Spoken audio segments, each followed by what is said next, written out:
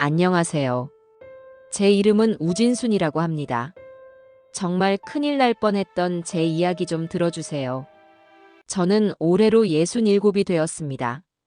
제 인생은 시장 좌판의 소금기와 생선 비린내, 그리고 거친 상인들의 목소리와 함께였다고 해도 과언이 아니에요. 새벽에 눈을 떠 별을 보며 장사 준비를 하고 달이 뜰 때쯤 파김치가 되어 돌아오는 살. 그렇게 악착같이 살아 아들 민호 하나를 번듯하게 키워냈습니다.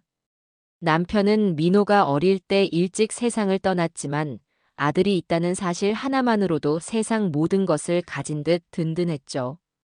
그 아들이 작년에 결혼을 했습니다. 며느리의 이름은 양미란. 사진으로 처음 봤을 때 어찌나 곱고 예쁘던지 복덩이가 굴러 들어오는구나 싶었어요. 하지만 그 복덩이는 제 삶을 통째로 흔들러 온 재앙의 시작이었습니다. 오늘은 제 67번째 생일이에요. 아침부터 며느리인 미란이에게서 전화가 걸려왔습니다.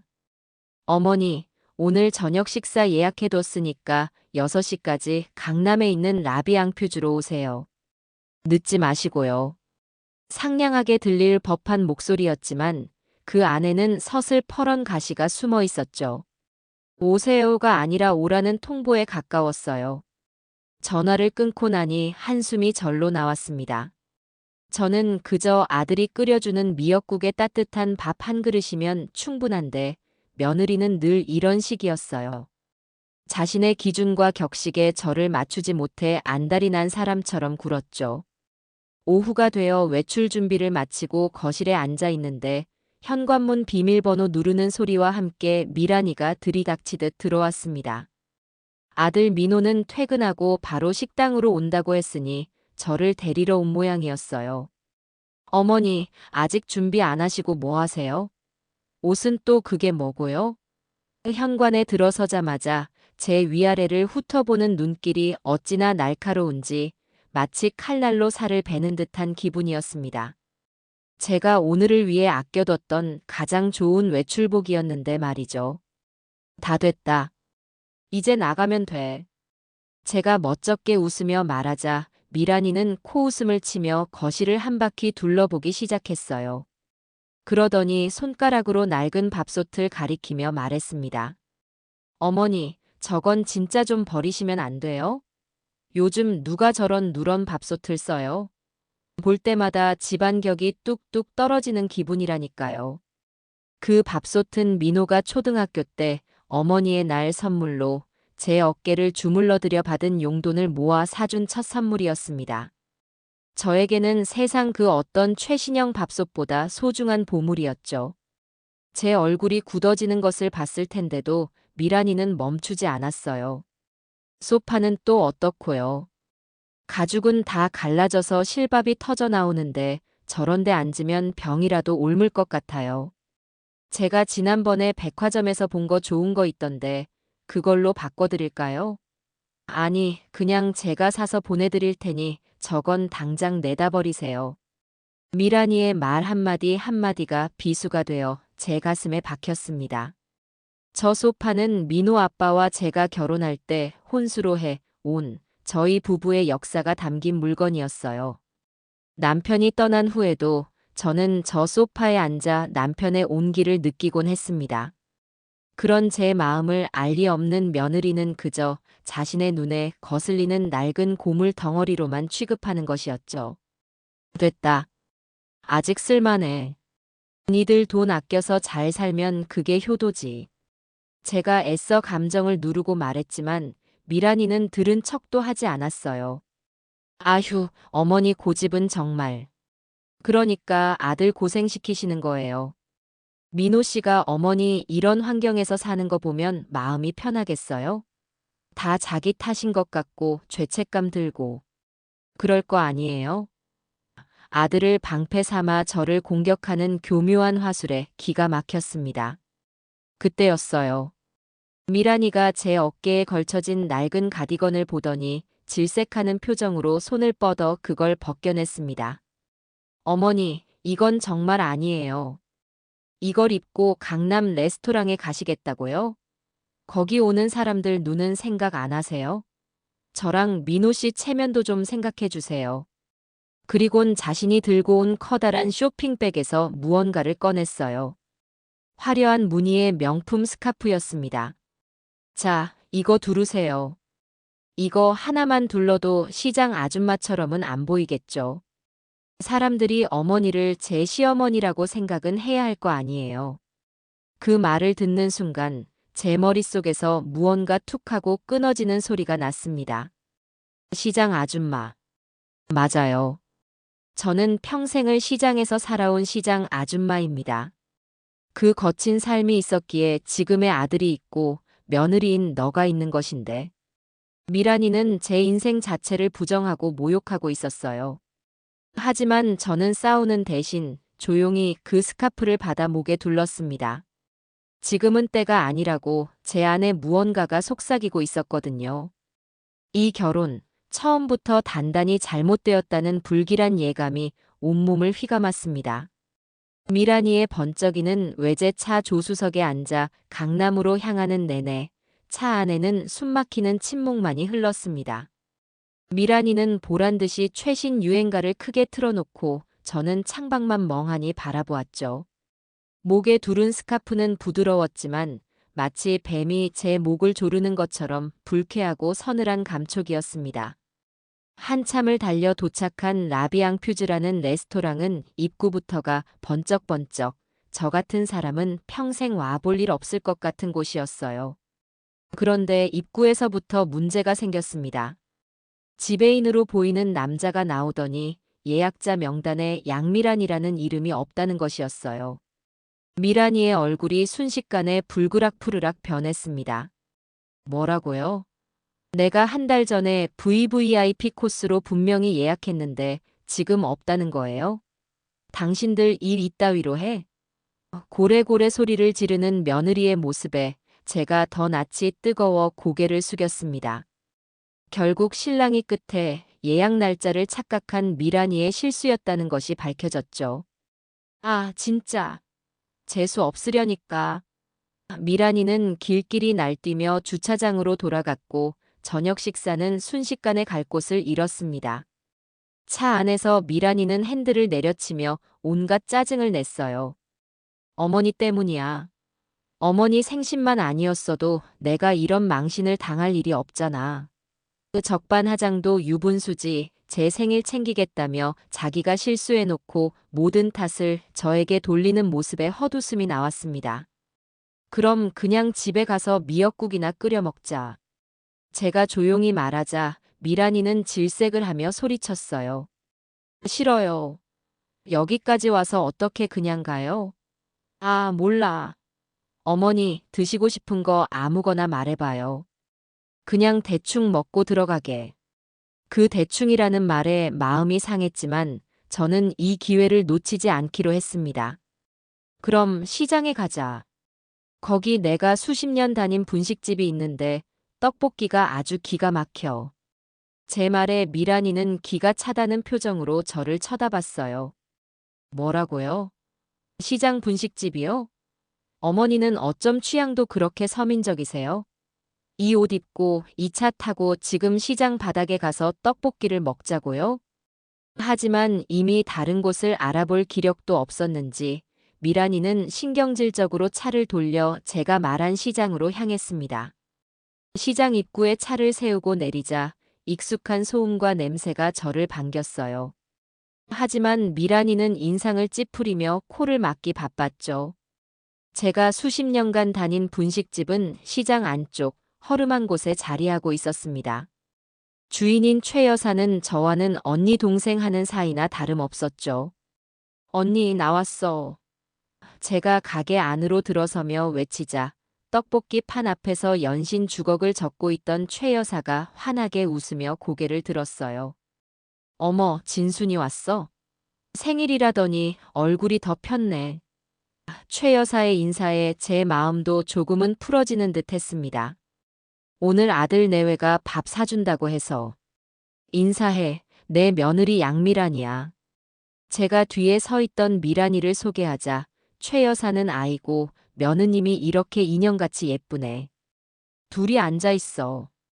언니가 맛있는 걸로 푸짐하게 차려줄게. 라며 살갑게 말했습니다. 하지만 미란이는 대답도 없이 더러운 것을 본다는 듯 의자를 휴지로 닦아내고 마지못해 앉았어요. 최 여사는 떡볶이와 순대, 튀김을 푸짐하게 담아 저희 테이블로 가져왔습니다. 그리고 떡볶이를 한 접시 더 퍼서 다른 손님에게 주려던 순간이었어요.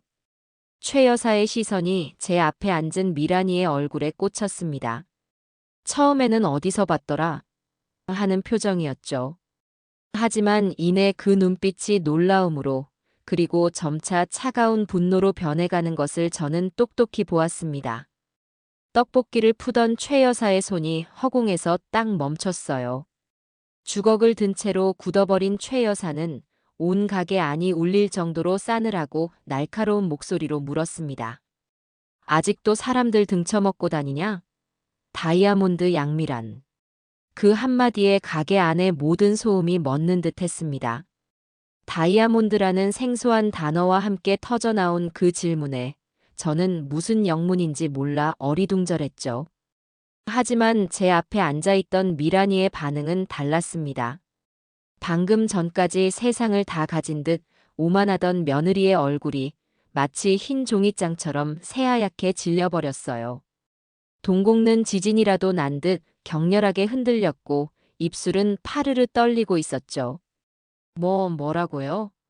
지금 누구한테 무슨 말을 하는 거예요?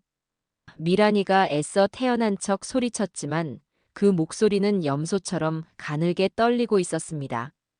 최 여사는 떡볶이 주걱을 탁 소리가 나게 내려놓고는 미란이에게 한 걸음 다가왔어요.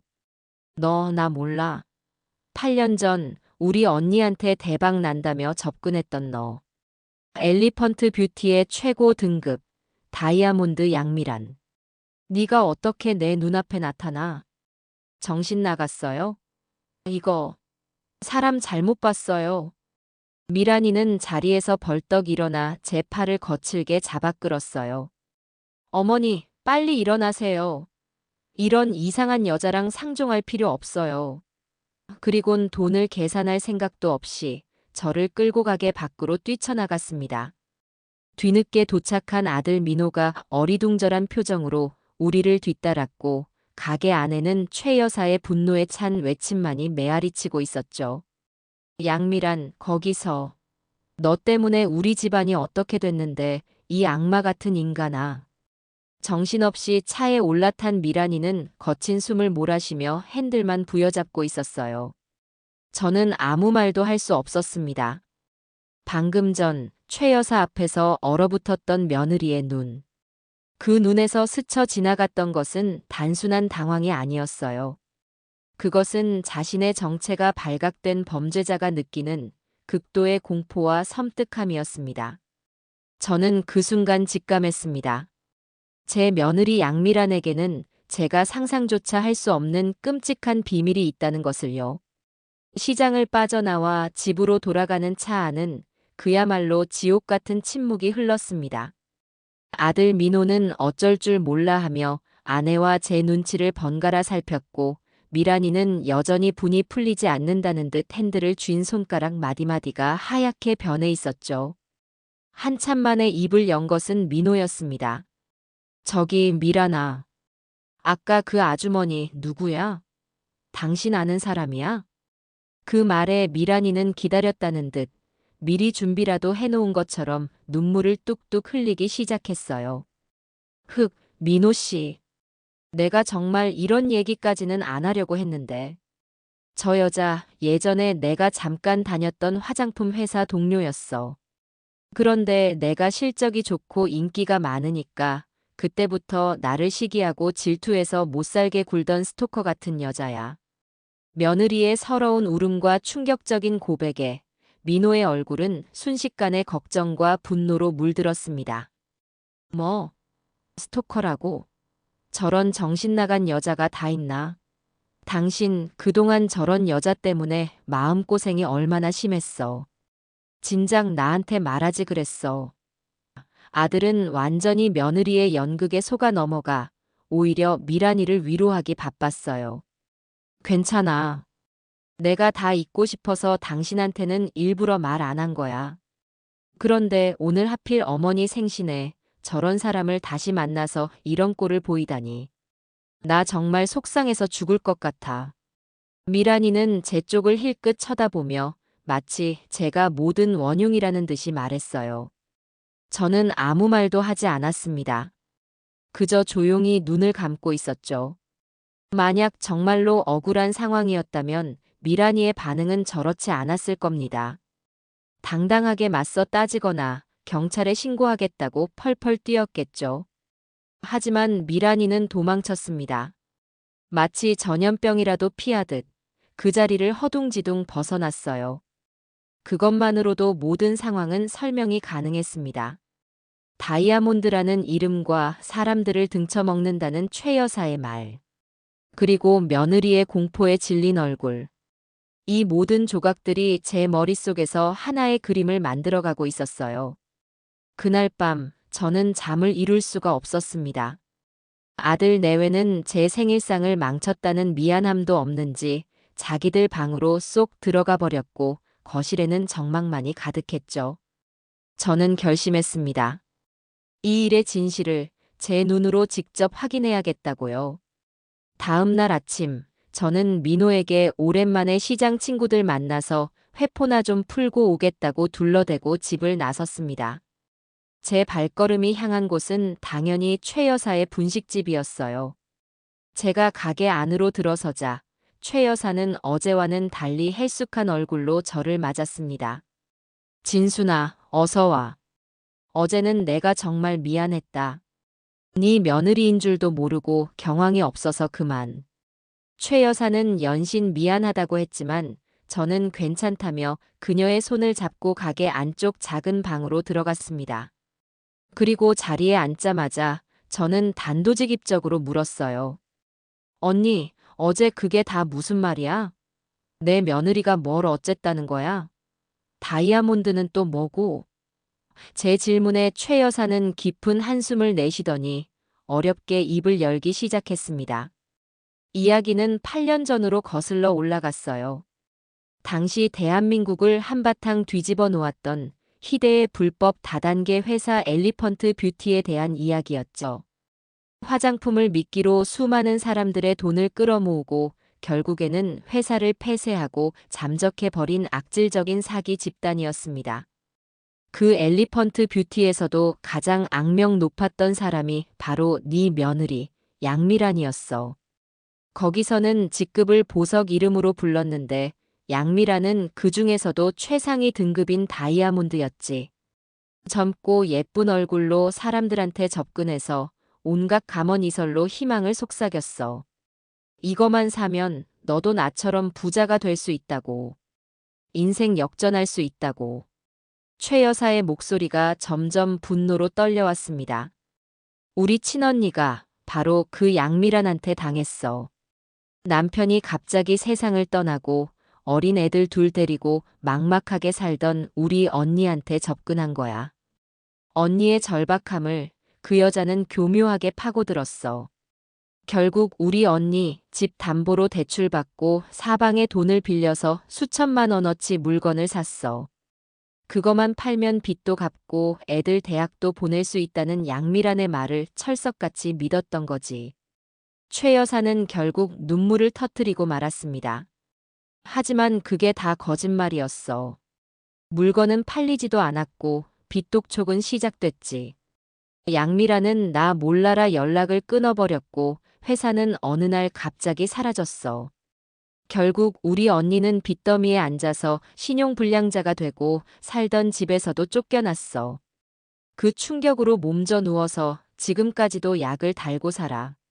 한 가정이, 아니 한 사람의 인생이 그 여자 때문에 완전히 박살이 나버렸다고. 최 여사의 절규에 가까운 이야기에 저는 온몸의 피가 차갑게 식는 것 같았어요. 제가 아들에게 복덩이라고 믿었던 며느리가 사실은 사람의 희망을 담보로 사기를 치는 악마였다니. 그동안 저를 무시하고 제 삶을 통째로 부정하려 들었던 며느리의 오만한 태도가 어쩌면 사람들을 발 아래 두고 조종하던 그 다이아몬드 시절의 습관이었을지도 모른다는 생각이 들자 온몸에 소름이 돋았어요. 저는 눈물을 닦아내는 최 여사의 거친 손을 힘주어 잡았어요. 그리고 제 인생을 통틀어 가장 차갑고 단호한 목소리로 말했습니다. 언니, 걱정하지 마. 내 아들이 속아서 악마와 한평생을 살게 둘 수는 없어. 그리고 언니네 언니처럼 억울한 사람이 더는 생기게 둘 수도 없고. 내가 내 손으로 그 악마의 껍데기를 반드시 벗겨낼 거야. 제 눈빛을 본 최 여사는 고개를 끄덕이며 제 손을 마주 잡아주었습니다. 그렇게 저와 최 여사, 두 여자의 은밀하고도 위험한 동맹이 시작되었습니다. 최 여사와의 동맹이 시작된 후 우리의 첫 번째 목표는 명확했습니다. 양미란의 과거를 증명할 증거를 찾는 것이었죠. 말뿐인 증언은 힘이 없으니까요. 최 여사는 곧바로 자신의 언니에게 연락을 했고 저는 다음 날 약속을 잡아 세 사람이 함께 만났습니다. 최 여사의 언니는 동생보다도 훨씬 더 늙고 헬쑥한 모습이었어요. 양미란이라는 이름 석자를 듣는 것만으로도 몸서리를 치며 지난 8년간의 고통이 얼굴에 고스란히 드러나 있었습니다. 그 여자는 사람이 아니에요. 웃는 얼굴로 다가와서 사람 간까지 빼먹는 흡혈귀예요. 최 여사의 언니는 떨리는 손으로 낡은 서류 봉투 하나를 꺼내 놓았습니다. 그 안에는 8년 전 작성했던 엘리펀트 뷰티의 사업자 계약서와 물품 구매 내역서 등이 고스란히 들어 있었어요. 종이는 누렇게 변색되고 글씨는 희미해져 있었지만 판매 책임자란에 적힌 양미란이라는 이름과 그녀의 사인은 선명하게 남아 있었습니다. 이것이 우리가 찾은 첫 번째 물증이었죠. 그리고 이것도 있어요. 그녀는 낡은 폴더폰을 꺼내 조심스럽게 조작하더니 음성 파일 하나를 재생시켰습니다. 지지직거리는 잡음과 함께 지금보다 훨씬 젊고 활기찬 양미란의 목소리가 흘러나왔어요. 언니, 걱정 마세요. 제가 다 책임지고 언니 부자로 만들어 드릴게요. 저만 믿으세요. 이 다이아몬드 양미란이 언니 인생 활짝 펴게 해드릴 테니까. 자기 확신에 가득 찬 사람을 홀리는 듯한 교묘한 목소리. 그 목소리를 듣는 순간 저는 양미란이 얼마나 치밀하고 악랄하게 사람들을 속여왔는지 다시 한번 실감할 수 있었습니다. 파일은 짧았지만 양미란의 사기 행각을 입증할 결정적인 증거가 될 수 있었죠. 증거를 확보한 후 저는 좀 더 넓은 범위로 조사를 확대하기로 마음먹었습니다. 요즘 젊은 사람들은 인터넷으로 뭐든 찾아낸다고 하더군요. 저는 최 여사의 아들에게 저녁을 사주겠다며 도움을 청했어요. 아주머니, 엘리펀트 뷰티요? 그거 옛날에 뉴스에도 나왔던 유명한 사기 사건이잖아요. 최 여사의 아들은 제 부탁에 흔쾌히 노트북을 켜고 검색을 시작했어요.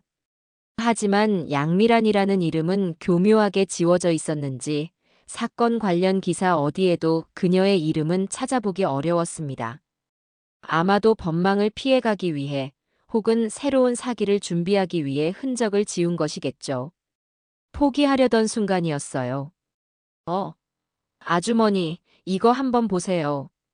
최 여사의 아들이 작은 온라인 카페 하나를 찾아냈습니다. 엘리펀트 뷰티 피해자들의 모임. 8년 전에 만들어진 후 활동이 멈춘 마치 유령 카페 같은 곳이었습니다. 하지만 그곳에는 당시 피해자들이 남긴 절절한 사연과 분노에 찬 글들이 그대로 남아 있었어요. 그리고 여러 글에서 공통적으로 언급되는 이름이 있었습니다. 바로 다이아몬드. 다이아몬드라는 여자한테 속아서 전 재산을 날렸습니다. 제발 다이아몬드 양미란을 잡아주세요. 피해자들의 글 속에서 양미란은 탐욕과 거짓말로 가득 찬 악마 그 자체였습니다. 저는 최 여사의 아들에게 부탁해 카페에 남아있는 글들을 모두 출력하고 아이디가 있는 사람들의 목록을 따로 정리해달라고 부탁했습니다. 흩어져 있는 피해자들을 다시 모으는 것이 양미란의 죄를 밝힐 가장 확실한 방법이라고 생각했으니까요.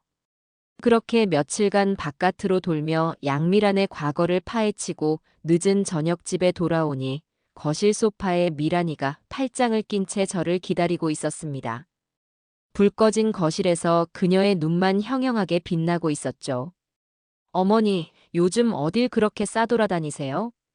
싸돌아다닌다는 상스러운 표현에 기가 막혔지만 저는 애써 태연한 척 대답했습니다. 응, 오랜만에 친구들 만나서 옛날 이야기도 좀 하고. 친구들이요? 어머니 친구들이 무슨 비밀 결사단이라도 되나 봐요. 매일 만나서 작당 모이라도 하시는 것처럼. 미란이의 목소리는 얼음장처럼 차가웠습니다. 아무래도 제가 분식집 최 여사를 다시 만났다는 것을 눈치챈 모양이었어요. 어쩌면 사람을 붙여 저를 감시하고 있었을지도 모를 일이죠. 어머니, 제가 충고 하나 할까요? 미란이가 소파에서 일어나 제 앞으로 성큼성큼 다가왔습니다. 작은 키에도 불구하고 그녀에게서는 사람을 압도하는 서늘한 기운이 뿜어져 나왔어요. 늙으면요, 그냥 집에 가만히 계시는 게 자식들 도와주는 거예요. 괜히 바깥을 기웃거리면서 물 흐리지 마시고요. 그러다 큰 코 다치실 수 있거든요. 제가 하는 말 무슨 뜻인지 아시겠어요? 그것은 명백한 경고이자 협박이었죠. 자신의 과거를 파헤치지 말라는, 더 이상 나대지 말라는 섬뜩한 으름장이었죠. 저는 그 순간 깨달았어요. 양미란이 제가 모든 것을 알아차렸다는 사실을 이미 알고 있다는 것을요. 이제 우리 사이에 보이지 않는 전쟁은 본격적으로 시작된 것이었습니다. 저는 미란이의 눈을 피하지 않고 똑바로 마주보며 나지막이 말했습니다. 걱정하지 마라. 내 앞가림은 내가 알아서 하니까. 너나 잘하렴. 제 대답에 미란이의 입꼬리가 비죽 올라갔다 내려왔어요. 그날 이후 저희 집에는 이전과는 비교할 수 없는 팽팽하고 살벌한 긴장감이 흐르기 시작했습니다. 그날 이후 집안의 공기는 마치 살얼음판 위를 걷는 것처럼 위태로워졌어요. 며느리 미란이는 제 앞에서는 아무 일 없었다는 듯 행동했지만 그가 저를 쳐다보는 눈빛 속에는 날카로운 유리 조각이 박혀 있는 듯 했어요. 제가 하는 모든 행동, 제가 받는 모든 전화를 감시하고 있다는 것이 온몸으로 느껴졌죠. 저 역시 그런 미란이의 의도를 알면서도 짐짓 모르는 척 평소처럼 행동하려 애썼습니다. 하지만 제 아들 민호는 달랐어요. 제 아들은 어리석을 정도로 착했고 그 착한 마음은 교활한 아내의 손안에서 너무나도 쉽게 무기가 되었습니다. 사건은 주말 저녁에 터졌어요. 저는 며칠간 모은 자료들을 정리하느라 제 방에서 늦게까지 불을 켜두고 있었습니다. 그때 민호가 제 방으로 들어왔어요. 평소와는 달리 얼굴이 굳어 있었고 눈은 벌겋게 충혈되어 있었죠. 제 앞에 마주 앉은 아들은 한참을 망설이다가 어렵게 입을 열었습니다. 어머니, 제가 뭐 하나만 여쭤봐도 될까요? 그래, 뭐냐? 저는 불길한 예감을 애써 누르며 아들을 바라보았어요. 어머니, 요즘 계속 시장에 있는 그 분식집 다니세요? 미란이가 그러는데 어머니가 그 집 아주머니랑 매일같이 붙어 다니면서 자기 흉을 보고 다닌다고 하던데요. 아들의 입에서 나온 말은 제 생각보다 훨씬 더 날카로운 비수였습니다. 양미란이 그새 아들에게 또 무슨 거짓말을 늘어놓은 것이 분명했어요. 민호야, 그건 오해야. 엄마는. 제가 해명을 하려던 순간 민호는 제 말을 끊고 목소리를 높였습니다. 오해요? 미란이가 오늘 하루 종일 울었어요. 어머니 때문에. 자기가 뭘 그렇게 잘못했냐고 시어머니한테 미움받는 것도 서러운데 이제는 어머니가 옛날 스토커랑 한패가 돼서 자기를 내쫓으려 한다고. 어머니, 정말 너무하시는 거 아니에요? 아들의 목소리에는 원망과 서운함이 가득 담겨 있었습니다. 저는 기가 막혀서 말이 나오지 않았어요. 저 교활한 며느리가 제 아들에게 얼마나 그럴듯하게 연기를 해댔을지 눈에 선했죠. 민호야, 네 아내는 네가 생각하는 그런 여자가 아니다. 엄마 말 믿어라. 그 여자는 그만하세요. 제 말이 끝나기도 전에 민호는 자리에서 벌떡 일어나 소리를 질렀습니다. 제 평생 아들이 저에게 그렇게까지 큰 소리를 낸 것은 처음이었어요. 어머니 질투 때문에 제 가정이 깨지게 생겼다고요. 미란이가 젊고 예쁘고 능력 있으니까 그게 그렇게 안 잊고 오셨어요? 그래서 잊지도 않은 과거를 만들어내서 흠집 내려고 하시는 거잖아요. 제가 다 알아요. 아들은 완전히 이성을 잃은 듯 보였습니다. 그 눈에는 어머니에 대한 존경심 대신 아내를 보호하려는 남편의 적이만이 가득했어요. 그 순간 저는 깨달았습니다. 지금 제가 무슨 말을 해도 아들은 듣지 않을 것이라는 것을요. 아들은 이미 양미란이라는 거미가 쳐놓은 그물에 단단히 걸려들어 무엇이 진실이고 거짓인지 판단할 능력조차 잃어버린 상태였습니다. 그래. 네가 정 그렇게 믿고 싶다면 그렇게 믿거라. 저는 더 이상 변명하지 않았습니다. 그저 지치고 슬픈 눈으로 아들을 바라볼 뿐이었죠. 제 체념 섞인 태도에 아들은 오히려 더 화를 냈습니다. 어머니, 정말 실망이에요. 저는 어머니가 미란이한테 좋은 시어머니가 되어주실 거라고 믿었는데. 둘 중 하나를 선택하라고 하지 마세요. 저는 미란이 없이는 못 살아요. 그 말을 끝으로 아들은 제 방을 뛰쳐나가 버렸습니다. 잠시 후 현관문이 세차게 닫히는 소리가 들렸고 집안은 다시 깊은 침묵에 잠겼습니다. 저는 한참 동안이나 그 자리에 못 박힌 듯 앉아 있었습니다. 가슴 한구석이 칼로 도려낸 것처럼 아리고 쓰렸어요. 평생을 바쳐 키운 아들이었는데 이제는 완전히 며느리의 꼭두각시가 되어 제 가슴에 대못을 받고 있었습니다. 하지만 눈물은 나오지 않았어요. 슬픔보다 더 큰 분노와 오기가 제 안에서 들끓기 시작했죠. 그래, 양미란. 내 아들까지 저렇게 망가뜨려놔? 좋아. 어디 한번 해보자 이거지. 이제 내게 남은 것은 아무것도 없으니 나도 더는 물러설 곳이 없다.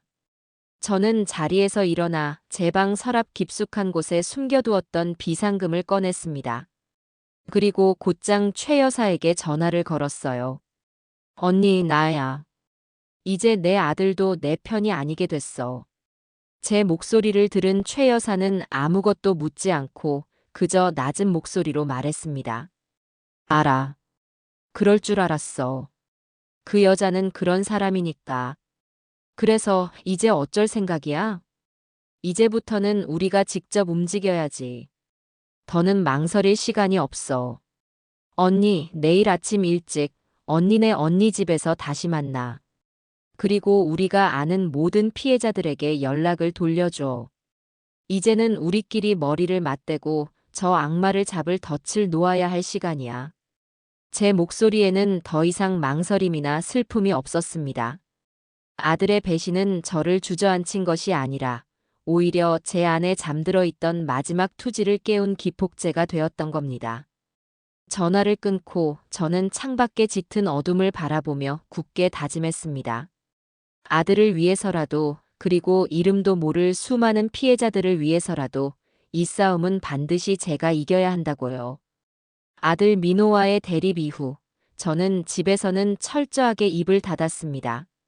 마치 패배를 인정하고 모든 것을 포기한 늙은 시어머니처럼 행동했죠. 그런 제 모습을 보며 며느리 미란이는 속으로 승리의 미소를 짓고 있었을 겁니다. 하지만 그 아이는 몰랐을 거예요.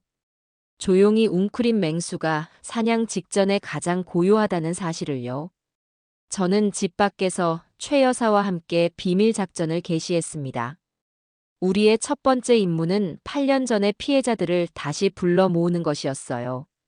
최 여사의 아들 덕분에 알아낸 엘리펀트 뷰티 피해자들의 모임 카페가 우리의 유일한 희망이었습니다. 하지만 이미 활동이 멈춘 유령 카페에 글을 올린다고 해서 과연 사람들이 모일지는 미지수였죠. 저희는 고민 끝에 좀 더 절박하고 진심이 담긴 방법으로 접근하기로 했습니다. 최 여사의 아들에게 다시 한번 부탁해 카페에 남아있는 회원들의 아이디를 통해 쪽지를 보냈습니다. 내용은 제가 직접 작성했어요. 8년 전 엘리펀트 뷰티와 다이아몬드라는 이름의 인생을 저당 잡혔던 분들께 감히 글을 올립니다. 저는 최근 그 악마가 이름을 바꾸고 버젓이 활동하고 있다는 사실을 알게 되었습니다. 또 다른 피해자가 나오는 것을 막고 우리의 잃어버린 세월을 되찾기 위해 마지막 용기를 내보려 합니다. 혹시 이 글을 보신다면 딱 한 번만 저희에게 기회를 주십시오.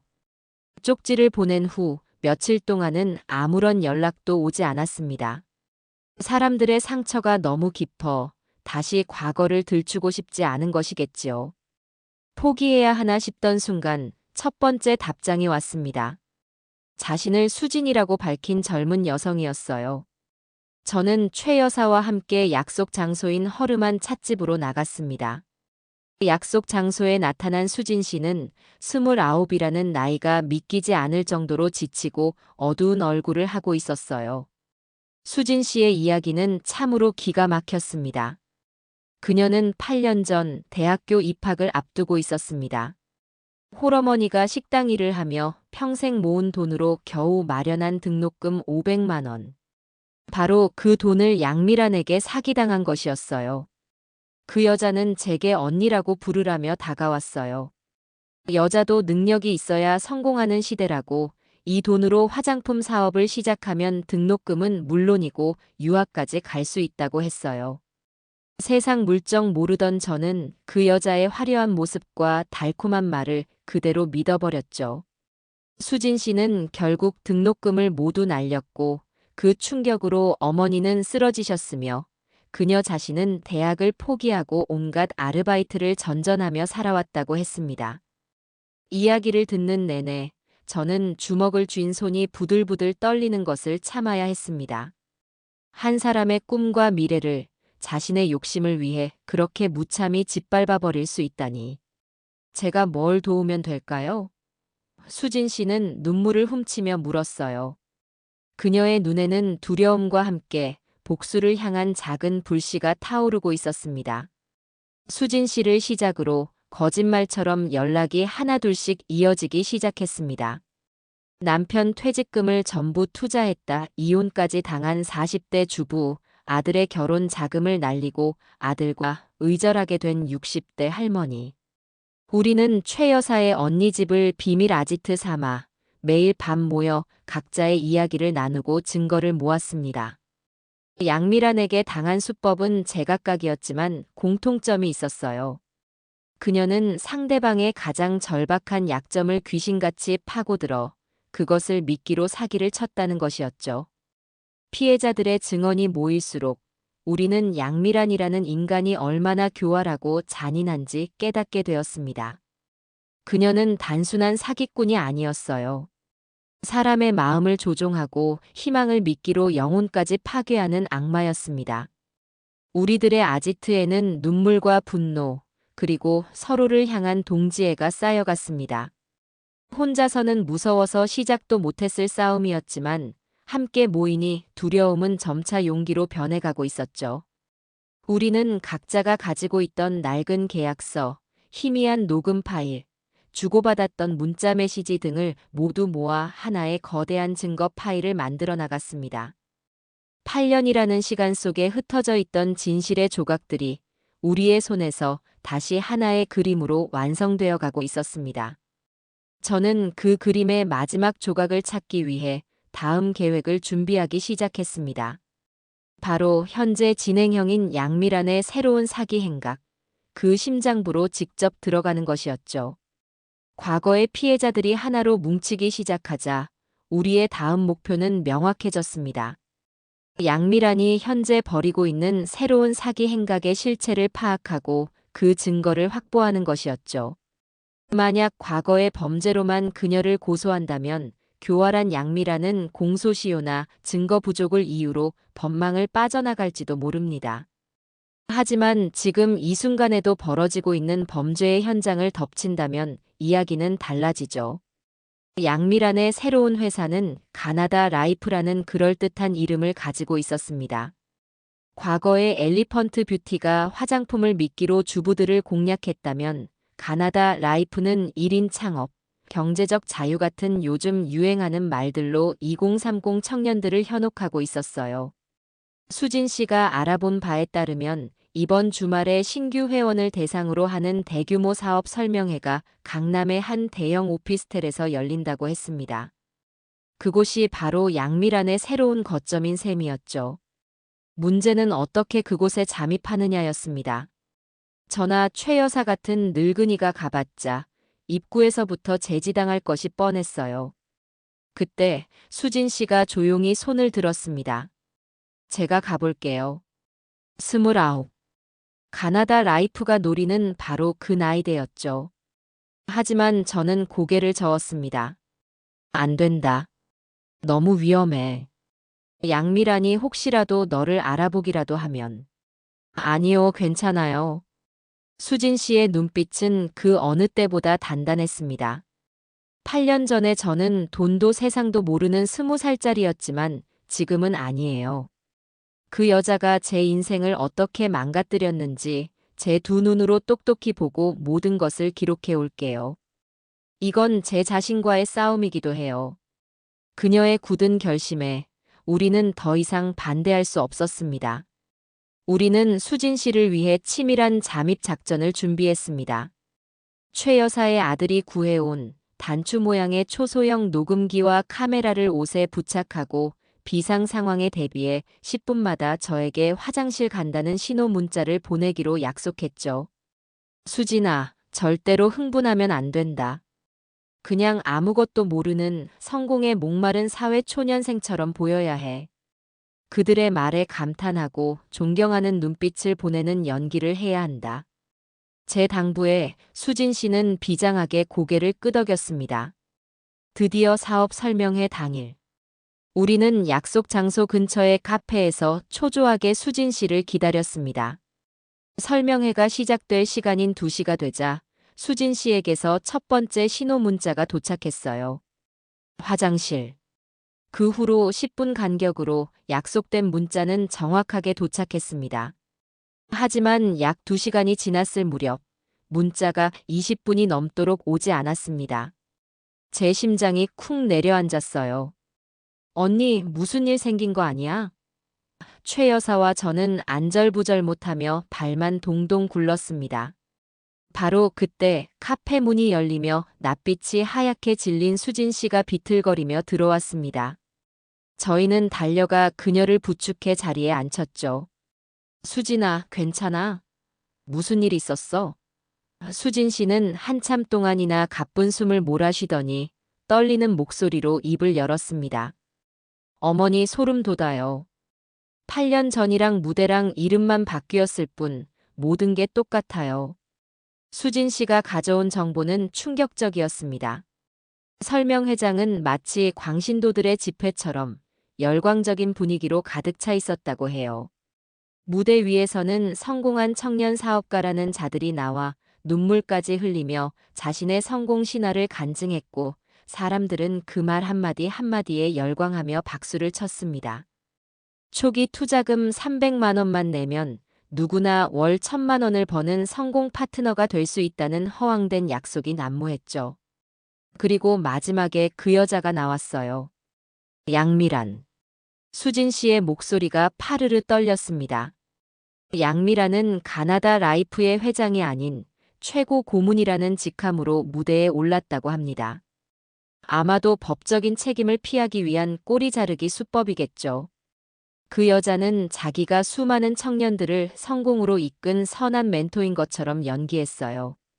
자기는 돈에는 관심이 없고 오직 청년들의 꿈을 이뤄주는 것이 사명이라고 말하는데 정말 역겨워서 토할 뻔했어요. 수진 씨는 단축 카메라에 녹화된 영상과 녹음 파일을 저희에게 건네주었습니다. 영상 속에서 양미라는 하얀 원피스를 입고 우아한 미소를 지으며 사람들을 내려다보고 있었어요. 그 모습은 영락없는 성공한 사업가이자 자비로운 멘토의 모습이었습니다. 하지만 그 가면 뒤에 숨겨진 추악한 진실을 아는 제 눈에는 수많은 영혼을 제물로 삼아 자신의 탐욕을 채우는 악마의 모습으로 보일 뿐이었죠. 이제 증거는 충분했습니다. 저는 경찰서로 가기 전 마지막으로 확인해야 할 것이 남아 있었습니다. 바로 제 아들 민호가 저 사기극에 얼마나 깊이 연루되어 있는지였습니다. 양미란의 새로운 사기 행각에 대한 확실한 물증을 확보했지만 제 마음은 오히려 더 무거워졌습니다. 싸움의 끝이 보이기 시작한 지금, 저는 가장 아픈 진실을 마주해야만 했으니까요. 바로 제 아들 민호의 문제였어요. 민호는 최근 다니던 회사를 그만두고 작은 카페를 하나 차렸어요. 미란이는 내가 우리 민호 씨 기 살려주려고 능력 있는 투자자를 연결해줬다며 어깨에 힘을 주곤 했죠. 하지만 이제 와서 생각해보니 그 투자금의 출처가 의심스러웠습니다. 저는 며칠 뒤 아무것도 모르는 척 아들의 카페를 찾아갔습니다. 아이고, 우리 아들 가게가 이렇게 훤하고 좋네. 이거 차리려면 돈 많이 들었을 텐데 우리 아들 정말 대단하다. 제 칭찬에 민호는 어깨를 으쓱하며 말했어요. 에이, 내가 뭐. 다 미란이가 능력 있잖아요. 자기 인맥 총동원해서 거물 투자자 한 명을 물어왔다니까요. 덕분에 대출 하나 없이 가게를 열었지 뭐예요. 투자자라는 말에 제 심장이 다시 한번 서늘하게 내려앉았습니다. 저는 커피를 마시는 척하며 가게 구석구석을 유심히 살폈습니다. 계산대 뒤편 벽에는 사업자 등록증과 영업신고증이 액자에 걸려 있었죠. 저는 민호가 손님과 이야기하는 틈을 타 재빨리 핸드폰을 꺼내 그 서류들을 사진으로 찍었습니다. 혹시나 하는 마음이었지만 제 불길한 예감은 단 한 번도 틀린 적이 없었으니까요. 집으로 돌아온 저는 곧바로 최 여사의 아들에게 연락해 사진으로 찍어온 사업자 등록증을 보내주었습니다. 총각, 부탁이 하나 더 있는데. 이 사업자 등록증에 있는 법인 이름이랑 대표자 이름 좀 알아봐 줄 수 있어? 그리고 혹시 이 법인이 엘리펀트 뷰티랑 무슨 관련이 있는지도. 제 다급한 부탁에 최 여사의 아들은 잠시 후에 충격적인 사실을 알려주었습니다. 민호의 카페에 투자한 회사의 이름은 M스트라이프. 그리고 그 회사의 대표는 박성철이라는 남자였습니다. 그 이름은 저희가 확보한 엘리펀트 뷰티의 상위 직급자 명단에 버젓이 올라있는 이름이었어요. 루비 등급. 다이아몬드였던 양미란의 바로 밑에서 그녀의 오른팔 역할을 했던 핵심 인물이었죠. 모든 퍼즐이 맞춰지는 순간이었습니다. 양미란은 과거 사기로 벌어들인 검은 돈을 자신의 최측근이 운영하는 유령 투자 회사를 통해 세탁하고 있었던 겁니다. 그리고 그 돈 세탁의 종착지가 바로 제 아들 민호의 카페였던 것이죠. 제 아들은 아내의 능력이라며 자랑스러워했지만 실상은 아내의 범죄 수익을 세탁하는 도구로 이용당하고 있었던 겁니다. 심지어 자신도 모르는 사이에 범죄의 공범이 되어가고 있었어요. 저는 그날 밤 뜬 눈으로 밤을 새웠습니다. 온몸이 부들부들 떨리고 치가 떨리는 분노에 심장이 터져버릴 것 같았어요. 어떻게 제 아들에게까지 이런 짓을 할 수가 있단 말인가.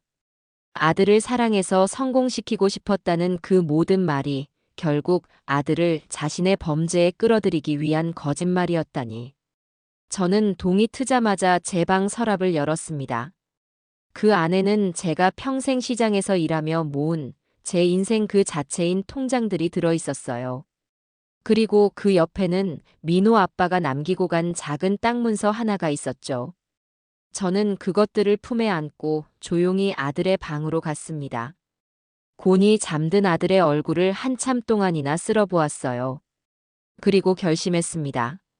내 모든 것을 잃는 한이 있더라도 내 아들만큼은 저 악마의 구렁텅이에서 반드시 구해내야겠다고. 이 지독한 악연을 끊어낼 마지막 계획을 위해 저는 제 인생 전부를 걸기로 했습니다. 며칠 뒤 저는 아들 민호를 조용히 제 방으로 불렀습니다. 며느리 미란이는 마침 친구들과 저녁 약속이 있다며 한껏 치장을 하고 나간 뒤였죠. 집안에는 저와 아들, 단둘만이 남아 있었습니다. 민호는 여전히 제게 서운한 감정이 남았는지 마지못해 방으로 들어와 퉁명스럽게 물었어요. 왜요, 어머니? 또 무슨 말씀 하시려고요? 저는 아무 말 없이 그동안 제가 모아온 자료들을 아들 앞에 펼쳐놓았습니다. 엘리펀트 뷰티 피해자들의 피눈물이 담긴 진술서들, 양미란의 이름이 선명하게 찍힌 8년 전 계약서 4본, 그리고 마지막으로 민호의 카페 사업자 등록증과 그에게 돈을 투자한 유령 회사 M 스트라이프의 등기부등본까지. 이게 다 뭐예요? 민호의 목소리가 당황으로 흔들렸습니다. 저는 차분하고 힘있는 목소리로 하나하나 설명하기 시작했어요. 민호야, 정신 똑바로 차리고 보거라. 이게 네 아내가 말한 거물 투자자의 정체다. 저는 M 스트라이프의 대표 박성철이 8년 전 양미란의 바로 밑에서 움직이던 다단계 핵심 인물이었다는 사실을 짚어주었습니다. 그리고 그 회사의 주소지가 존재하지도 않는 서류상의 주소라는 것까지 보여주었죠. 말도 안 돼, 미란이가 나한테 이럴 리가 없어. 이건 다 우연일 거야. 민호는 고개를 저으며 현실을 부정하려 했습니다. 저는 마지막 증거를 아들 앞에 내밀었어요. 바로 수진 씨가 목숨을 걸고 찍어온 가나다 라이프 사업 설명회 영상이었습니다.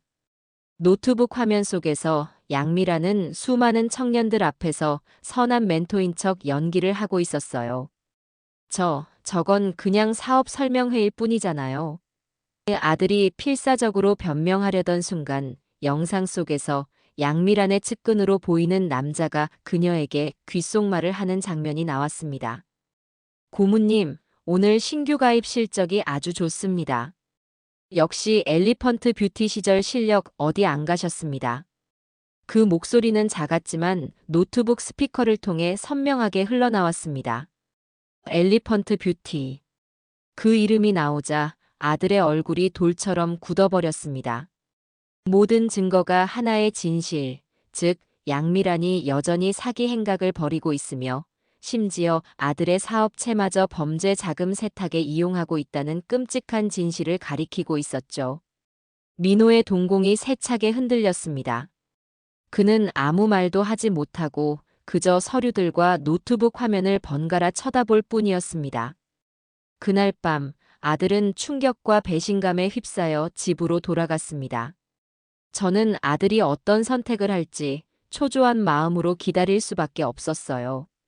그리고 다음 날 저녁 민호가 다시 저를 찾아왔습니다. 어제와는 비교도 할 수 없을 정도로 망가진, 완전히 무너진 모습으로요. 어머니 말씀이 전부 사실이었어요. 민호는 제 앞에 무너지듯 주저앉아 어린아이처럼 엉엉 울기 시작했습니다. 어젯밤 집에 돌아가 양미란에게 증거를 들이밀며 추궁하자 그녀의 반응은 민호의 마지막 남은 믿음마저 산산조각 내버렸다고 합니다. 처음에는 잡아떼던 양미란은 빼도 박도 못할 증거 앞에서 결국 일부 사실을 인정했다고 해요. 하지만 그녀는 반성 대신 눈물로 모든 것을 포장하려 들었습니다. 그래, 맞아. 그 사람 예전에 나랑 같이 일했던 사람이야. 하지만 그건 다 과거일 뿐이라고. 내가 당신 성공시키고 싶어서, 당신 기 한번 살려주고 싶어서 지긋지긋한 옛날 인연까지 끌어온 내 노력을 당신은 그렇게 배신감으로 갚는 거야? 내 돈이 더러운 돈이라고. 당신은 그 더러운 돈으로 차린 카페에서 커피 팔면서 깨끗한 척하는 거고. 내가 누구 때문에 이 고생을 했는데. 다 당신이랑 이 집구석 먹여 살리려고 그런 거 아니야. 사랑과 희생이라는 이름으로 자신의 범죄를 정당화하는 뻔뻔함의 극치였죠. 심지어 그녀는 당신 나 없었으면 아직도 월급쟁이로 살면서 저 늙은 어머니 부양하느라 허리 휘었을걸. 나한테 고마워하지는 못할 망정. 지금 나를 범죄자 취급하는 거야? 라며 민호의 자존심까지 짓밟아버렸다고 합니다. 그 순간 민호는 모든 것을 깨달았다고 해요. 이 여자는 자신이 무엇을 잘못했는지 전혀 모르는 사람이구나. 이 여자가 사랑했던 것은 내가 아니라 나를 통해 얻을 수 있는 돈과 성공뿐이었구나.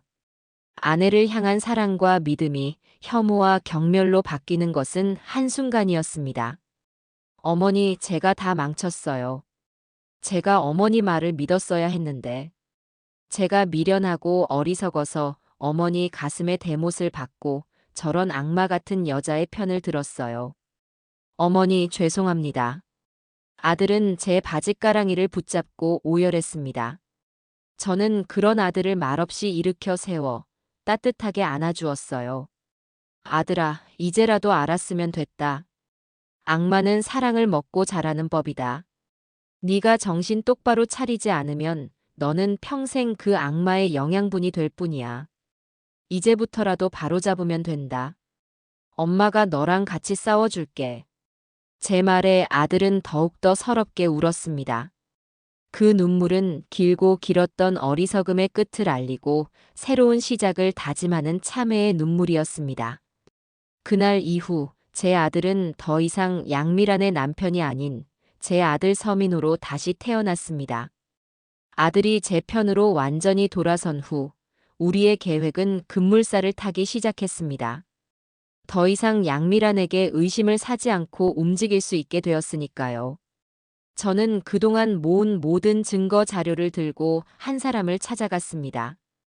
바로 과거 엘리펀트 뷰티 피해자 중 한 분의 남편이었는데 퇴직한 형사 출신이셨죠. 그분은 제 이야기를 듣더니 자신의 후배 중 가장 정의감 넘치고 실력 있는 탐사보도 전문 기자를 소개해 주었습니다. 방송사 근처의 작은 카페에서 만난 기자는 생각보다 젊었지만 눈빛만은 아주 날카롭고 예리했습니다. 저는 제가 가진 모든 증거를 테이블 위에 펼쳐놓고 지난 몇 달간의 이야기를 차분하게 설명했어요. 기자는 제 이야기를 듣는 내내 한마디도 하지 않고 심각한 표정으로 자료들을 꼼꼼하게 검토했습니다. 모든 이야기가 끝나자 기자는 깊은 한숨을 내쉬며 말했습니다.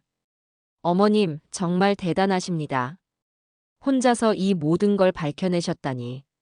이건 단순한 사기 사건이 아니라 사회를 병들게 하는 악질적인 범죄입니다.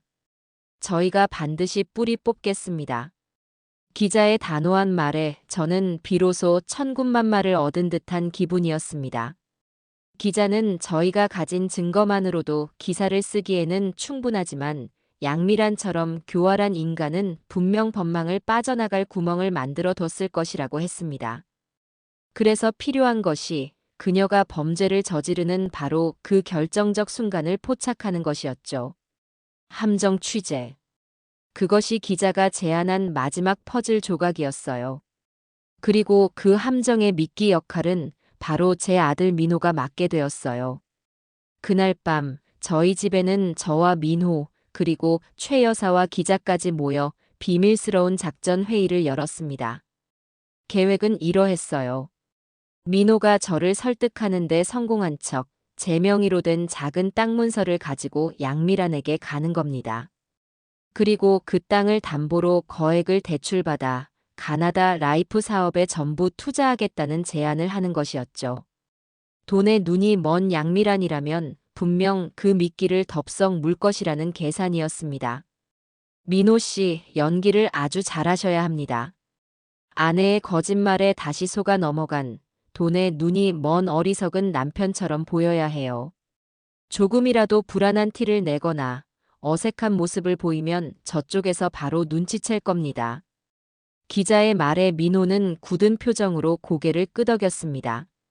이것은 아들이 자신의 과오를 씻을 수 있는 유일한 기회였죠. 저는 서랍 깊숙한 곳에 보관해 두었던 남편이 남긴 유일한 유산인 땅 문서를 꺼내 아들에게 건넸습니다. 아들아, 이건 네 아버지가 평생 땀 흘려 마련한 땅이다. 이걸로 저 악마를 잡을 수만 있다면 네 아비도 하늘에서 기뻐할 게다.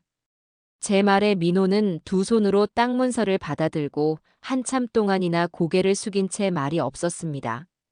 다음 날 민호는 결전의 날을 맞았습니다. 저는 민호의 옷깃을 매만져주며 나지막이 말했어요. 두려워 마라, 아들아. 너는 혼자가 아니다. 민호는 제 손을 한번 꽉 잡고는 굳은 결심이 선 얼굴로 집을 나섰습니다. 저는 그런 아들의 뒷모습을 보며 속으로 몇 번이고 기도를 올렸습니다.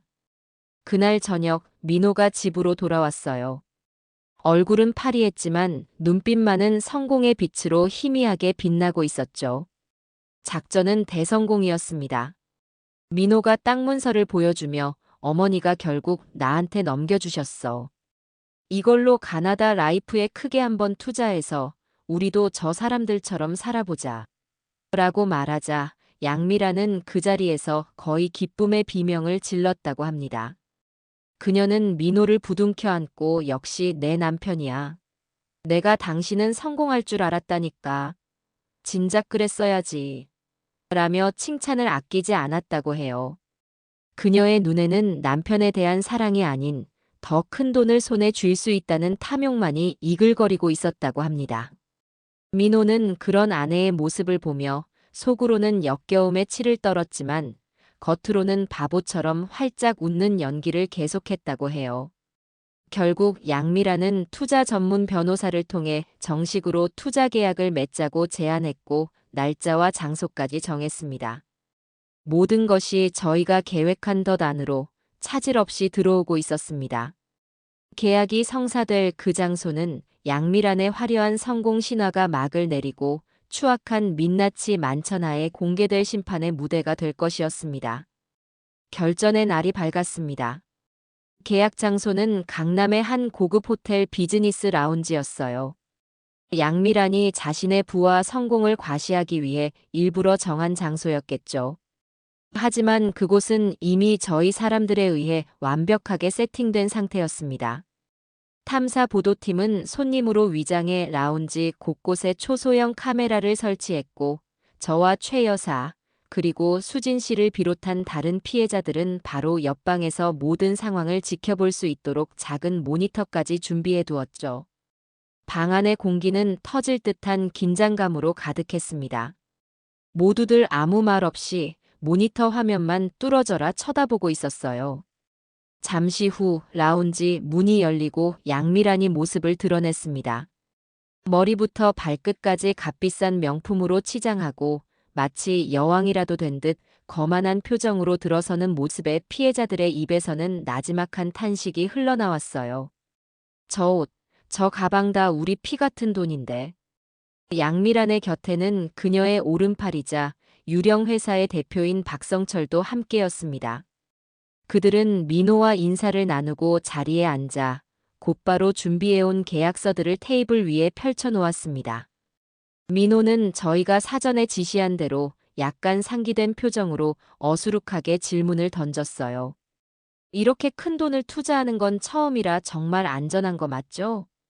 그러자 양미라는 우아하게 다리를 꼬며 웃었습니다. 민호 씨, 아직도 나를 못 믿어? 걱정하지 마. 이건 투자라기보다 당신을 내 왕국의 왕자로 만들어주는 특별한 의식 같은 거야. 이 계약서에 사인하는 순간 당신은 완전히 다른 세상에서 살게 될 거라고. 그녀의 목소리에는 사람을 홀리는 자신감이 넘쳐 흘렀습니다. 계약서 검토가 끝나고 드디어 양미란이 만년필을 들어 민호에게 건넸습니다. 자, 여기에 사인해. 당신의 새로운 인생이 시작되는 거야. 민호가 떨리는 손으로 만년필을 받아 계약서에 자기 이름을 쓰려던 바로 그 순간이었습니다. 옆방에서 지켜보던 제가 기자에게 눈짓을 보냈습니다. 잠깐만요.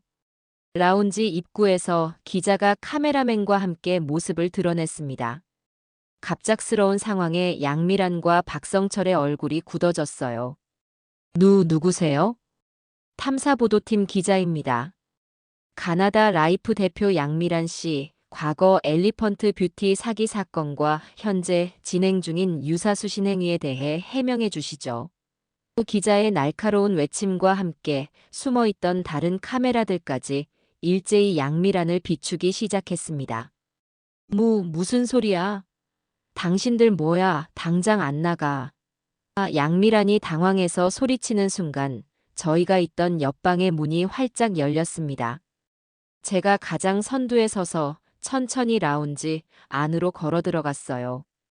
제 뒤로는 최 여사와 그녀의 언니 수진 씨, 그리고 다른 피해자들이 얼굴 없는 그림자처럼 조용하지만 무서운 기세로 뒤따랐습니다. 오랜만이구나, 다이아몬드 양미란. 제가 나지막이 말하자 양미란은 제 얼굴과 제 뒤에 서 있는 피해자들을 번갈아 쳐다보며 경악을 금치 못했습니다. 그녀의 얼굴은 순식간에 핏기가 사라지고 공포와 분노로 흉측하게 일그러졌어요. 너희들이 어떻게? 네가 버린 과거가 너를 심판하러 왔다. 이 악마 같은 인간아. 최 여사의 언니가 떨리는 목소리로 외치자 다른 피해자들도 약속이나 한 듯 소리치기 시작했습니다. 내 돈 내놔. 이 사기꾼아. 네가 내 인생을 망쳤어. 사면 초가에 몰린 양미라는 그제야 모든 것이 함정이었다는 것을 깨달았습니다. 그녀는 잠시 이성을 잃은 듯 비명을 지르더니 갑자기 민호를 향해 달려들어 머리채를 잡으려 했습니다. 이 배신자 자식, 네가 감히 나를 팔아넘겨. 하지만 민호는 더 이상 예전의 나약한 남자가 아니었습니다. 그는 양미란의 손을 거칠게 뿌리치고 얼음처럼 차가운 눈으로 그녀를 내려다보며 말했어요. 아니, 나는 내 인생을, 그리고 내 어머니를 되찾은 거다. 모든 희망이 사라졌음을 깨달은 양미란은 최후의 발악을 했습니다. 테이블 위에 서류들을 집어 던지고 비명을 지르며 출구로 도망치려 했죠. 하지만 그 길은 이미 저희의 신고를 받고 출동한 경찰들에 의해 완벽하게 막혀 있었습니다. 그녀의 화려했던 성공 신화는 바로 그 자리에서 추악한 범죄의 민낯을 드러내며 막을 내리고 있었습니다.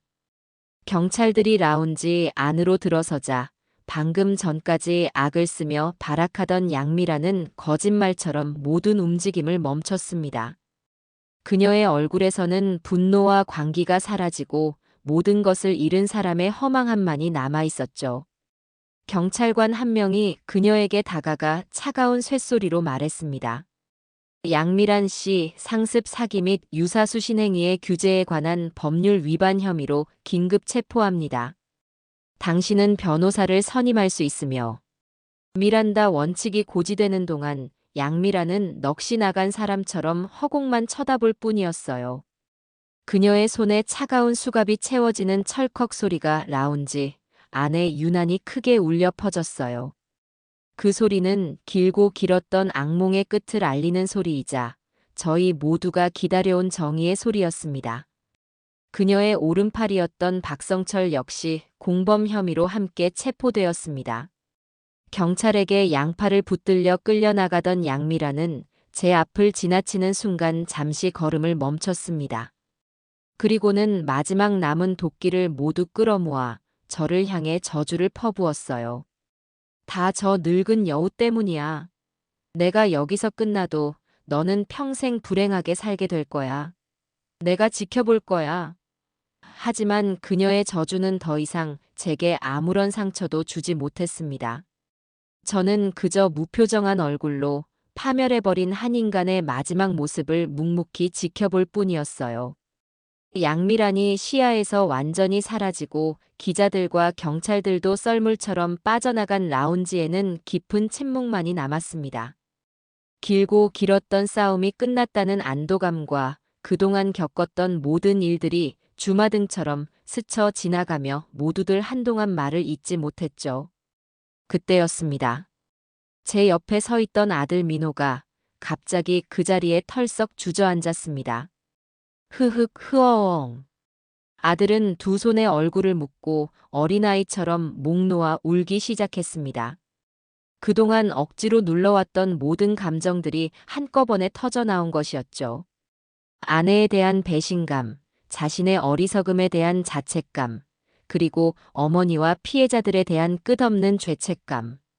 그 모든 것이 뒤섞여 아들의 울음소리는 더욱더 서럽고 처절하게 울려 퍼졌어요. 저는 그런 아들의 곁에 조용히 다가가 떨리는 등을 가만히 쓸어주었습니다. 아무런 말도 하지 않았어요. 지금 아들에게 필요한 것은 질책이나 위로가 아니라 자신의 모든 것을 쏟아낼 시간이라는 것을 알고 있었기 때문입니다. 한참을 울던 민호는 흐느낌이 잦아들자 자리에서 일어났습니다. 그리고는 저를 지나쳐 방 한쪽에 모여있던 피해자들에게로 걸어갔습니다. 피해자들은 여전히 복잡한 표정으로 민호를 바라보고 있었어요. 원망과 동정이 뒤섞인 그런 눈빛이었죠. 민호는 그들 앞에 서서 아무런 망설임 없이 무릎을 꿇었습니다. 그리고는 이마가 바닥에 닿을 정도로 깊이 머리를 조아렸습니다. 죄송합니다. 정말 죄송합니다. 민호의 목소리는 눈물에 잠겨 갈라져 나왔습니다. 제가 죄인입니다. 제가 조금만 더 현명했더라면, 제가 제 아내의 말을 맹신하지만 않았더라면 여러분들이 이런 고통을 겪지 않으셨을 텐데. 다 제 잘못입니다. 제 아내의 죗값을 제가 평생에 걸쳐 갚으며 살겠습니다. 부디 저를 용서하지 마십시오. 아들의 진심 어린 사죄에 피해자들 사이에서는 나지막한 흐느낌이 터져 나왔습니다.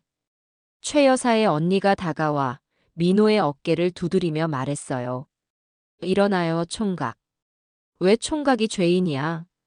우리 모두가 그 악마한테 속은 죄밖에 없어. 이제라도 정신 차렸으면 됐어. 그 말을 시작으로 다른 피해자들도 하나둘씩 민호를 용서하고 위로하기 시작했습니다. 그 모습은 가해자에 대한 복수가 끝난 자리가 아닌 상처받은 사람들끼리 서로의 아픔을 보듬어주는 슬프고도 아름다운 화해의 장면이었습니다. 저는 그 모습을 바라보며 조용히 눈물을 훔쳤습니다. 이제야 비로소 제 아들이 기나긴 방황을 끝내고 진짜 어른이 될 준비를 마친 것 같았습니다.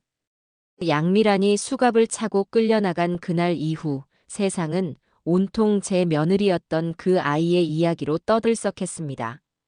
저희가 제보했던 방송사에서는 두 얼굴의 멘토, 다이아몬드의 진실이라는 제목으로 탐사보도 프로그램을 긴급 편성했고 시청률은 그야말로 폭발적이었죠. 방송에는 수진 씨를 비롯한 피해자들의 절절한 인터뷰와 호텔 라운지에서 모든 것이 발각되던 그날의 생생한 영상이 고스란히 담겨 있었습니다. 방송이 나간 후 방송사와 경찰서에는 추가 피해자들의 제보 전화가 빗발쳤다고 해요. 8년이라는 시간 동안 숨죽여 고통받던 사람들이 저희의 용기를 보고 다시 세상 밖으로 나올 결심을 한 것이었죠. 저는 아들 민호와 함께 제 작은 집 거실에 앉아 뉴스를 지켜보았습니다. 화면 속에서 자료 화면으로 쓰인 양미란의 웨딩 사진이 나올 때마다 민호는 고개를 푹 숙인 채 어깨를 떨었어요. 어머니, 죄송해요. 저 사진 속에서 웃고 있는 제 모습이 너무나 한심하고 혐오스러워서 견딜 수가 없어요. 아들의 자책 섞인 목소리에 저는 그저 아들의 등을 말없이 토닥여 주었습니다. 이미 엎질러진 물이었고 이제 남은 것은 그 물을 닦아내고 앞으로 나아가는 것뿐이었으니까요. 동네는 발칵 뒤집혔습니다. 저를 볼 때마다 아이고 진순 씨, 속이 얼마나 썩었어. 그런 며느리인 줄도 모르고 우리가 얼마나 부러워했는데. 라며 자기 일처럼 분통을 터뜨리는 이웃들이 한둘이 아니었죠. 어떤 날은 평생 연락 한 번 없던 먼 친척에게서 전화가 오기도 했습니다. 어머, 형님. 뉴스 봤어요. 어떻게 그런 일이 그나저나 그 며느리가 재산이 꽤 많았다면서요? 위자료는 두둑하게 챙기셔야죠. 며느리의 재앙 속에서도 잿밥에만 관심 있는 속물 같은 말에 저는 끊으세요 한마디만 하고 전화를 끊어버렸습니다. 몇 달 뒤 드디어 양미란의 첫 재판이 열렸습니다. 저와 민호 그리고 최 여사와 다른 피해자들은 증인 자격으로 법정에 출석했죠. 법정 문을 열고 들어서는 순간 피고인석에 앉아있는 양미란과 눈이 마주쳤습니다. 수의를 입은 모습은 낯설었지만 저를 바라보는 그 눈빛만은 변하지 않았더군요. 원망과 도끼로 이글거리는 그 눈은 여전히 자신이 무엇을 잘못했는지 전혀 깨닫지 못하는 짐승의 눈빛이었습니다. 재판이 시작되자 양미란의 변호사는 기다렸다는 듯이 그녀를 시대의 희생양으로 포장하기 시작했습니다. 존경하는 재판장님, 피고인 양미라는 그저 성공에 대한 열정이 남들보다 조금 더 컸을 뿐입니다. 사회 경험이 부족한 젊은 나이에 시작한 사업이 본인의 의도와는 다르게 변질된 것을 피고인 역시 가슴 아프게 생각하며 깊이 반성하고 있습니다. 변호사의 말에 방청석에서는 헛웃음이 터져나왔습니다. 양미라는 그 말에 맞춰 손수건으로 눈가를 찍어내며 가녀린 어깨를 떨었어요. 그 뻔뻔한 연극에 속이 뒤집히는 것 같았지만 저는 입술을 깨물고 참았습니다. 진짜 싸움은 지금부터였으니까요. 검사의 반대 신문이 시작되고 증인들이 한 명씩 증언대에 올랐습니다. 가장 먼저 나선 것은 최 여사의 언니였어요. 그녀는 8년 전 양미란을 처음 만났던 날부터 집을 담보로 대출을 받고 결국 모든 것을 잃고 길바닥에 나앉게 되기까지의 과정을 떨리는 목소리로 하지만 정확하고 상세하게 증언했습니다. 저 여자는 제게 다가와 세상에서 가장 따뜻한 미소를 지어주었습니다. 그리고 그 미소로 제 인생을 갈기갈기 찢어 놓았습니다. 재판장님, 저 여자는 사람의 희망을 먹고 사는 악마입니다. 그녀의 증언이 끝나자 법정은 깊은 침묵에 잠겼습니다. 다음은 수진 씨 차례였습니다. 20살의 꿈 많던 여대생이 어떻게 양미란이라는 거미줄에 걸려들어 꿈을 포기하고 지난 10년 가까운 세월을 죄인처럼 살아와야 했는지. 수진 씨는 눈물 한 방울 흘리지 않고 오히려 담담하고 논리적으로 자신의 피해 사실을 증언했습니다. 피고인 양미라는 제게 경제적 자유를 약속했습니다. 하지만 그녀가 제게 준 것은 평생 갚아도 모자랄 빚과 사람을 믿지 못하게 된 망가진 마음뿐이었습니다. 저와 같은 청년들이 더 이상 피고인 같은 사람에게 속지 않도록 부디 엄중한 처벌을 내려주시길 바랍니다. 수진 씨의 당당한 모습에 방청석에서는 나지막한 박수가 터져 나왔습니다. 마지막 증인은 제 아들 민호였습니다. 민호는 증언대에 서서 아내였던 양미란을 똑바로 쳐다보며 말했습니다. 저는 저 여자의 남편이었습니다. 그리고 가장 마지막까지 저 여자의 거짓말에 속아 넘어간 가장 어리석은 피해자이기도 합니다. 민호는 양미란이 어떻게 자신을 속여 범죄 자금 세탁에 이용했는지, 그리고 자신의 어머니인 저를 어떻게 기만하고 무시했는지에 대해 모든 것을 털어놓았습니다. 아들의 입에서 자신의 죄가 낱낱이 밝혀지자 양미란은 더 이상 연기를 할 수 없었습니다. 그녀는 자리에서 벌떡 일어나 거짓말. 저 인간이 나를 배신하고 저 늙은이랑 짜고 나를 모함하는 거야. 라며 정신 나간 사람처럼 소리를 질렀어요. 정숙. 피고인은 자리에 앉으시오. 재판장의 엄한 호통에 양미라는 법정 경위들에 의해 겨우 자리에 앉혀졌습니다. 그녀의 가녀린 희생자 코스프레는 그렇게 완벽하게 막을 내렸죠. 재판은 며칠에 걸쳐 계속되었고 저희가 제출한 수많은 증거와 피해자들의 일관된 증언 앞에 양미란의 변호사는 더 이상 아무런 변명도 하지 못했습니다. 그리고 마침내 선고 공판일이 되었습니다. 재판장은 판결문을 읽어 내려가기 전 피고인석에 앉은 양미란을 향해 무겁게 입을 열었습니다. 피고인 양미란. 피고인은 젊고 유능한 외모, 그리고 사람의 마음을 현혹하는 뛰어난 화술을 이용해 사회적 약자들의 가장 절박한 희망을 미끼로 삼아 자신의 사리사욕을 채웠다. 수많은 가정을 파괴하고도 이 법정에 서는 순간까지 단 한 번의 진심 어린 반성도 하지 않는 등 그 죄질이 극히 불량하고 파렴치하다. 재판장의 모든 말이 저희가 지난 세월 동안 하고 싶었던 말이었습니다. 저는 옆에 앉은 최 여사의 손을 꼭 잡았어요. 이에 재판부는 피고인 양미란에게 징역 15년을 선고한다.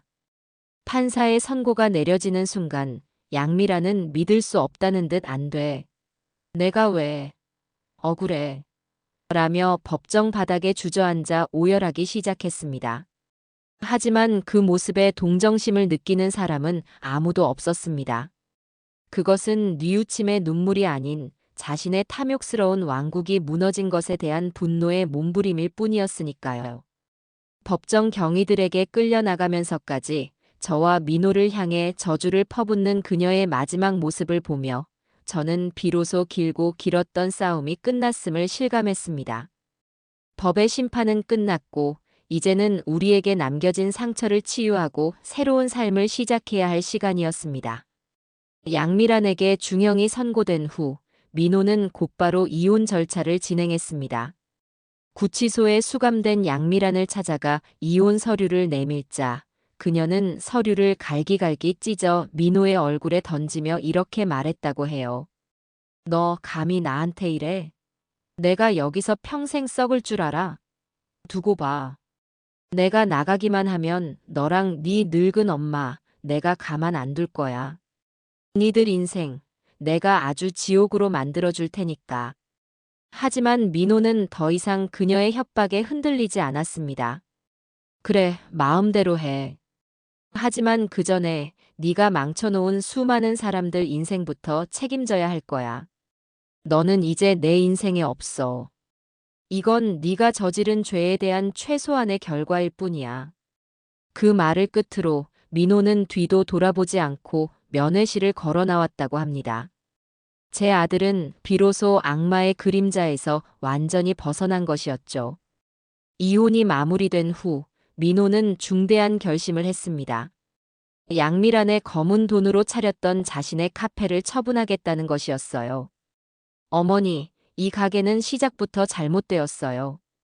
다른 사람들의 피눈물이 묻어있는 곳에서 제가 행복을 이야기할 수는 없어요. 전부 정리해서 조금이나마 피해자분들께 돌려드리고 싶어요. 아들의 결심에 저는 아무 말 없이 고개를 끄덕여 주었습니다. 제 아들이 돈보다 더 소중한 것이 무엇인지 비로소 깨닫게 된 것 같아 대견하고 자랑스러웠습니다. 가게는 생각보다 빨리 처분되었습니다. 민호는 가게를 판 돈 전부를 현금으로 찾아 커다란 봉투에 담았습니다. 그리고는 저와 함께 저희의 비밀 아지트였던 최 여사 언니의 집으로 갔어요. 그곳에는 저희를 도와주었던 모든 피해자들이 모여 있었습니다. 민호는 그들 앞에 서서 아무 말 없이 돈 봉투를 내려놓고는 큰 절을 올렸어요. 정말 죄송합니다. 이 돈이 여러분들이 입으신 피해에 비하면 얼마나 보잘것없는 것인지 잘 알고 있습니다. 하지만 이건 제 어리석음에 대한 최소한의 사죄이자 앞으로 평생 여러분들의 고통을 잊지 않겠다는 제 다짐입니다. 부디 받아주십시오. 민호의 진심 어린 사죄에 방안은 숙연한 침묵에 잠겼습니다. 가장 먼저 입을 연 것은 수진 씨였어요. 아니에요, 민호 씨. 왜 민호 씨가 사과를 해요? 민호 씨도 저희랑 똑같은 피해자인걸요. 일어나세요. 수진 씨의 말에 다른 피해자들도 하나둘씩 민호를 일으켜 세우며 위로를 건넸습니다. 맞아, 총각 잘못이 아니야. 이제라도 바로잡았으면 됐지. 그들은 원망 대신 따뜻한 용서의 손길을 내밀어 주었습니다. 최 여사는 돈 봉투를 들어 모여있는 피해자들에게 말했습니다. 이 돈, 우리 다 같이 나눕시다. 액수가 중요한 게 아니야. 이 돈은 저 젊은 총각이 자기 과거를 청산하고 새롭게 시작하겠다는 다짐이나 마찬가지야. 우리가 이 돈을 받아주는 게 저 총각을 진짜 용서해주는 길이라고 생각해. 다들 동의하지? 최 여사의 말에 모두들 고개를 끄덕였습니다. 그날 그 작은 방 안에서 우리는 가해자에 대한 복수를 넘어 서로의 상처를 보듬어주는 또 다른 의미의 가족이 되어가고 있었습니다. 모든 것이 정리된 후 민호는 다시 제 곁으로 돌아왔습니다. 번쩍이던 카페 사장님에서 다시 평범한 시장 아들로 돌아온 것이죠. 아들은 다음 날 새벽부터 저를 따라 시장에 나왔습니다. 제가 좌판을 펴고 장사 준비를 하는 동안 민호는 말없이 옆에서 무거운 짐을 나르고 지저분한 바닥을 쓸었어요. 엄마, 무거워요. 제가 들게요. 괜찮다. 이제 제가 엄마 지켜드려야죠. 우리의 대화는 짧았지만 그 안에는 그 어떤 말보다도 깊은 신뢰와 사랑이 담겨 있었습니다. 아들은 예전처럼 허황된 성공을 꿈꾸지 않았습니다. 대신 땀 흘려 돈을 버는 것의 가치를, 정직하게 살아가는 것의 소중함을 온몸으로 배워나가고 있었죠. 점심시간이 되자 민호는 근처 식당에서 따뜻한 국밥 한 그릇을 사왔습니다. 저희 모자는 좌판 한 구석에 쪼그려 앉아 시장의 소음을 배경 삼아 함께 밥을 먹었어요. 아들이 숟가락으로 깍두기 하나를 집어 제 밥 위에 올려주었습니다. 엄마, 많이 드세요. 그 순간 저는 세상 그 어떤 진수성찬도 부럽지 않았습니다. 저는 비로소 제 진짜 아들을 되찾은 것이었습니다. 시간은 쏜살같이 흘러 양미란이 차가운 담벼락 너머로 사라진 지도 2년이라는 세월이 지났습니다. 세상은 언제 그런 일이 있었냐는 듯 평온했고 저희의 삶도 서서히 제자리를 찾아가고 있었죠. 아들 민호는 매일같이 저와 함께 시장으로 출근하며 이제는 제법 능숙하게 손님을 상대하는 장사꾼이 다 되어갔습니다. 땀으로 젖은 아들의 얼굴을 볼 때마다 저는 비싼 양복을 입고 거들먹거리던 예전 모습보다 지금이 100배, 1000배는 더 멋지고 자랑스럽다고 생각했어요. 그러던 어느 날 저희 집 우편함에 낯선 편지 한 통이 꽂혀 있었습니다.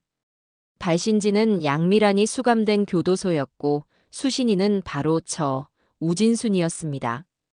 저는 순간 심장이 덜컥 내려앉는 기분이었지만 애써 마음을 다잡고 편지를 뜯어보았습니다.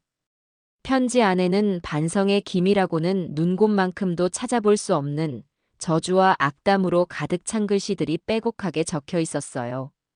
우진순 씨에게. 이 편지가 당신 손에 잘 도착했을지 모르겠네.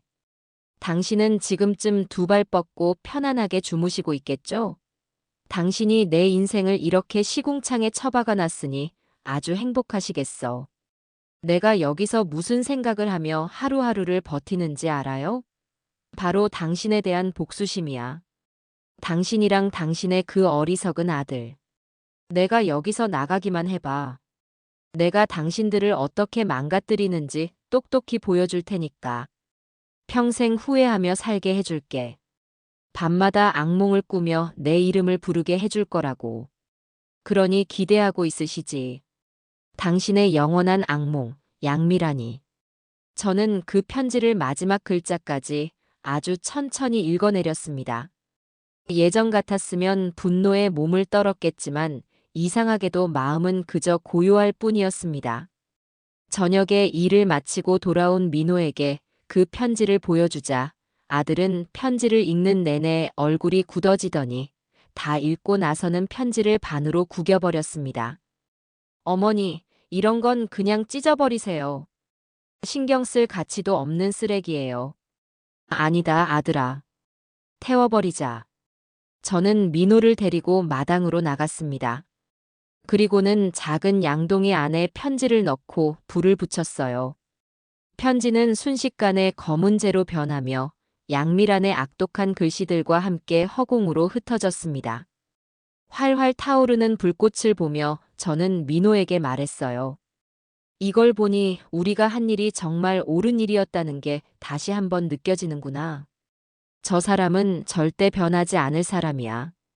제 말에 민호도 고개를 끄덕였어요. 그날 밤 저희는 양미란이라는 마지막 과거의 찌꺼기를 그렇게 완벽하게 태워버렸습니다. 과거의 상처는 저희에게만 남은 것이 아니었습니다. 최 여사와 수진 씨를 비롯한 피해자들은 그 아픔을 긍정적인 힘으로 승화시키기로 마음먹었습니다. 그들은 자신들의 경험을 바탕으로 저희가 처음 모였던 최 여사 언니의 작은 집에 희망찾기 쉼터라는 이름의 소박한 사무실을 열었어요. 다단계나 금융 사기 등으로 고통받는 사람들을 위한 작은 시민단체였죠. 어느 주말, 저는 민호와 함께 그곳을 찾아갔습니다. 작은 사무실 안에는 최 여사와 수진 씨, 그리고 다른 피해자들이 모여 새로 찾아온 피해자의 이야기를 들어주며 함께 울고 함께 분노하고 있었어요. 더 이상 그들은 과거에 얽매여 고통받는 피해자가 아니었습니다. 다른 사람의 상처를 보듬어주고 다시 일어설 용기를 주는 든든한 조력자이자 희망의 증거가 되어 있었죠. 저희는 장사에서 번 돈의 일부를 떼어 그곳에 작은 후원금을 전달했습니다. 최 여사는 제 손을 잡으며 말했어요. 진순아, 고맙다. 네가 아니었으면 우리 모두 아직도 어두운 방구석에서 혼자 울고만 있었을 거야. 그들의 빛나는 얼굴을 보며 저는 저희의 싸움이 결코 헛되지 않았음을 다시 한번 느낄 수 있었습니다. 민호는 시장에서 번 돈을 허투루 쓰지 않았습니다. 매달 월급의 절반 이상을 꼬박꼬박 저축했죠. 그렇게 2년이라는 시간이 흐른 어느 날, 민호는 저에게 조심스럽게 통장 하나를 내밀었습니다. 어머니, 제가 돈을 좀 모았어요. 통장에는 아들의 땀과 정성이 고스란히 담긴 작지만 소중한 돈이 들어 있었습니다. 이 돈으로 어머니 가게를 좀 더 넓히고 싶어요. 비가 오나 눈이 오나 고생하시는 거 제가 더는 못 보겠어요. 작게라도 번듯한 가게를 하나 얻어서 우진순의 정성 반찬이라는 이름으로 새로 시작해보고 싶어요. 어머니 허락해 주시겠어요? 아들은 허황된 꿈이 아닌 제 곁에서 함께 땀 흘리며 살아가는 소박하고도 현실적인 꿈을 이야기하고 있었습니다. 저는 그런 아들이 너무나도 대견하고 사랑스러워 눈물이 핑 도는 것을 겨우 참았어요. 저는 아들의 손을 꼭 잡아주며 대답했습니다. 그래, 아들아. 어디 한번 해보자꾸나. 우리 아들이 이제 진짜 사장님이네. 제 칭찬에 아들은 어린아이처럼 환하게 웃었습니다. 그렇게 몇 달이 더 흘렀습니다. 아들 민호가 모은 돈과 제가 평생 모아온 돈을 합쳐 저희는 시장 한쪽에 작고 아담한 가게를 하나 얻었습니다. 낡은 좌판이 아닌 비바람을 막아줄 지붕과 깨끗한 유리문이 있는 저희 모자의 첫 번째 보금자리였죠. 우진순의 정성 반찬이라는 간판이 걸리던 날, 저는 간판을 올려다보며 한참 동안이나 눈을 떼지 못했습니다.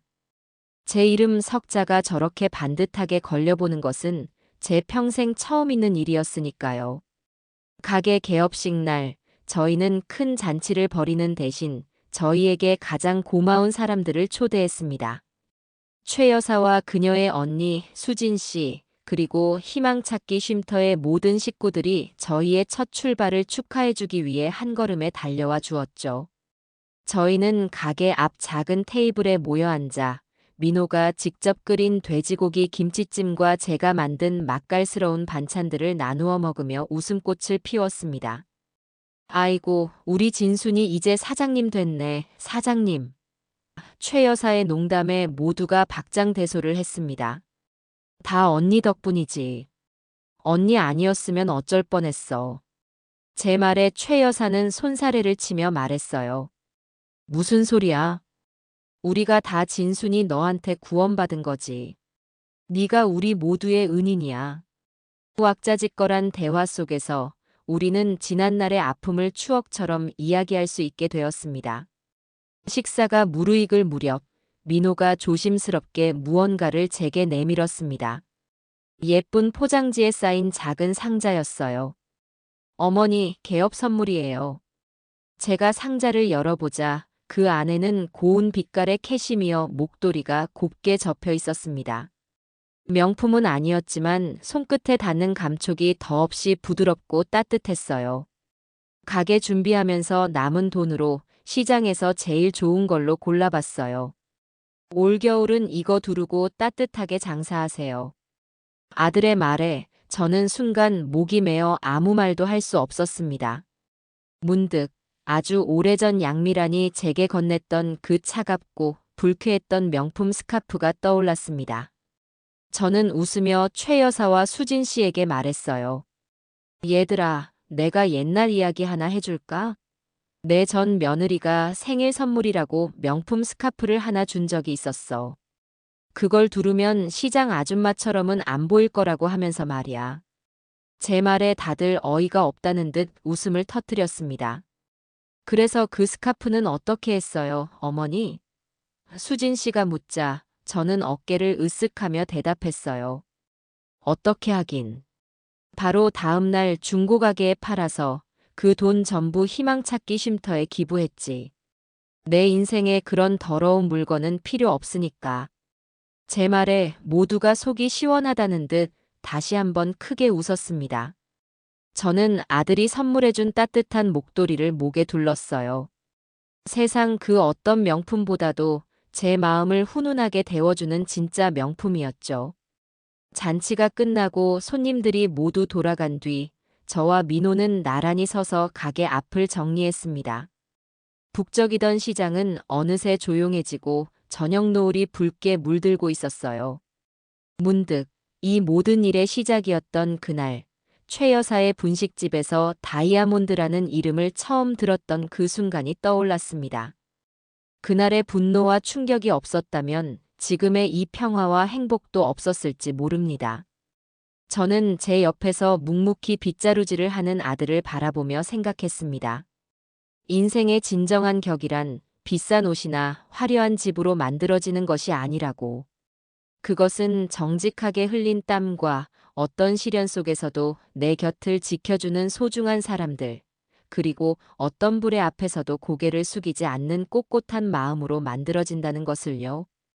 저는 돈과 명예를 줬던 며느리를 잃었지만 그 대신 세상 무엇과도 바꿀 수 없는 진짜 아들과 피를 나눈 것보다 더 끈끈한 이웃들을 얻었습니다. 어머니, 이제 다 정리됐어요. 들어가요.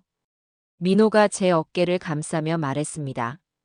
저는 고개를 끄덕이며 아들과 함께 가게 안으로 들어서려던 참이었어요. 바로 그때 민호가 쑥스러운 듯 헛기침을 한번 하더니 제 눈을 보며 말했습니다. 어머니, 저 드릴 말씀이 있어요. 저 수진 씨와 사귀기로 했어요. 저는 아들의 갑작스러운 고백에 잠시 눈을 동그랗게 떴지만 이내 제 입가에는 따뜻한 미소가 번졌습니다. 어쩌면 저는 이미 알고 있었는지도 모릅니다. 같은 아픔을 겪고 같은 적을 향해 싸우며 서로의 가장 깊은 상처를 보듬어 주었던 두 아이. 거짓과 탐욕으로 쌓아 올렸던 모래성 같은 관계와는 비교도 할 수 없는 진실되고 단단한 인연이 시작되고 있었던 것이지요. 저는 아들의 손을 꼭 잡아주며 말했습니다. 그래, 잘 생각했다, 아들아. 수진이처럼 속 깊고 강한 아이라면 이 어미는 더 바랄 것이 없지. 제 말에 아들은 어린아이처럼 환하게 웃었습니다. 저희는 나란히 우리의 새로운 보금자리인 가게 안으로 들어섰어요. 가게 안은 맛있는 반찬 냄새와 이제는 새로운 식구의 온기까지 더해져 더없이 아늑했습니다. 제 인생의 후반전은 제가 상상했던 것보다 훨씬 더 따뜻하고 찬란하게 바로 지금부터 시작이니까요. 제 이름이 자랑스럽게 걸린 이 작은 가게에서 저는 내일도 제 사람들과 함께 세상에서 가장 정성스럽고 맛있는 행복을 만들어 갈 겁니다.